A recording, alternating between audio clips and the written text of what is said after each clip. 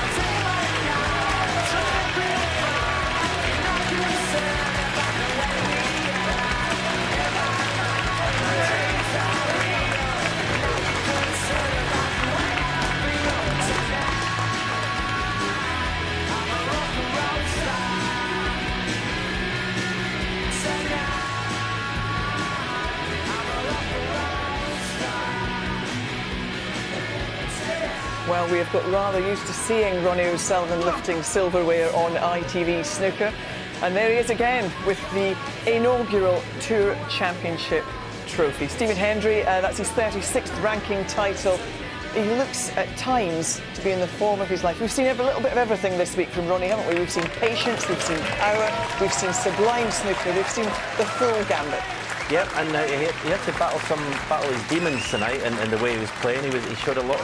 As I said in the commentary, it's the most animated I've seen him for a long time in regards to showing out about bad shots and whatever. But in between that, there was so much brilliance, individual brilliance. It was just it was great to watch. Yeah, and you're right. I mean, all of the things you mentioned and the frustration, which often has seen him lose matches. But he seemed to be able to channel that in an aggressive way and still come through. You know, there were times when he didn't even look like he was under pressure. He was just playing like sort of freewheeling through frames at the end of that match. Quite difficult to do, so close to a win. And, you know, Alan, he's been the man we've talked about all week, obviously coming off the back of Preston. Yet he soaks up all that pressure, the attention, the focus, and he delivers time after time, even when he is, as Neil says, sometimes not getting the shots, not getting the run of the ball that he wants. It's a good point, because he does. He comes into every tournament now as the overwhelming favourite, and he lived up to it, we'll have to say. He's got every way of playing now. He can dig out results, you know. He can win close frames. He can do it in every which way you want, and he's the best at the moment. And going into Sheffield, he's the man to beat. Let's take a look at how he won this final then. This is the last frame.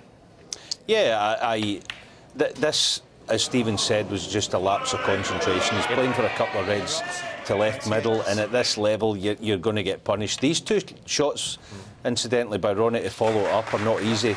Little blind red, same with this pink, and when he potted the pink guys, you think it's done and dusted. Neil will be disappointed the way he's lost this match with a black off a spot. Poor way to lose the last frame, because he had a decent chance there, but once he lost it, it was just inevitable, wasn't it, what was going to happen? Well, I think that was the shot when you know the game's over, because he played the ground.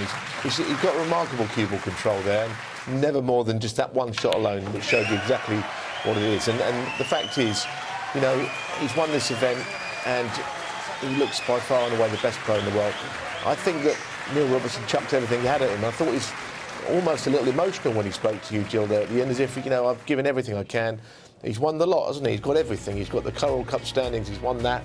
He's won the, I don't know, 36 ranking events. He's just got everything, and he's creeping very close towards £1 million worth of prize money in a season, which is phenomenal, given, as you say, he doesn't play in all the events. Yeah, and he just plays to win. That's the beauty of it. You know, he doesn't play for money. He plays for his own kind of satisfaction and try to perform the way he knows that he can. He said many times he thought he was this good when he was a kid, And that's the reason he plays now. And I think he's got his schedule bang on, you know, he doesn't play in everything. I think the other thing we saw today, particularly towards the end of the match, we see he was animated. You know, you could see from the look on his face when things didn't go his way. He wanted this, and I think, you know, when you look at the career that he's had, the trophies that he's won, he still wants it. Yeah, this is the kind of trophy that Stephen would have, you know, if he was still playing or this was around with you, you'd love to have won this one because it's a high-profile event. It's an 8-man event. The cream are in it over long matches, and it would have suited you if it had been. I know one thing, you'd have been in it every year, probably #1 seed, but you know it would have been something you'd love to have played in. Absolutely, you want to prove yourself against the other best players in the world, and I think that's why he showed so much emotion when he beat Judd Trump, because Judd Trump had beaten him in the final of the Masters, and I think that was a massive win for Ronnie, and that's why he showed so much after he'd done it. But yeah, these are the events that will get Ronnie's juices flowing. That's why he doesn't play in everything. But these sort of things. Yeah, and I mean, it's frightening for the others. He's going to have 3 weeks rest before Sheffield. And that's what suits him. He picks his tournaments because that's how he feels he can get the best out of his game. Obviously, we've had this big, long final today, best of 25. Great preparation for the Crucible. You know, we say it's the joint now with you on 36 ranking title wins.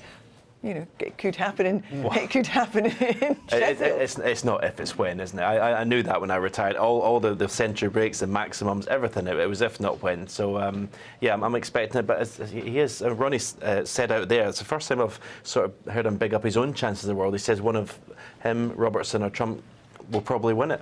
And do you know why that could be? I mean, he's only lost to 4 opponents this season, and only one of those is the top 16 player, Judd Trump. The others all outside the 16 in the world. So why is anyone going to beat him?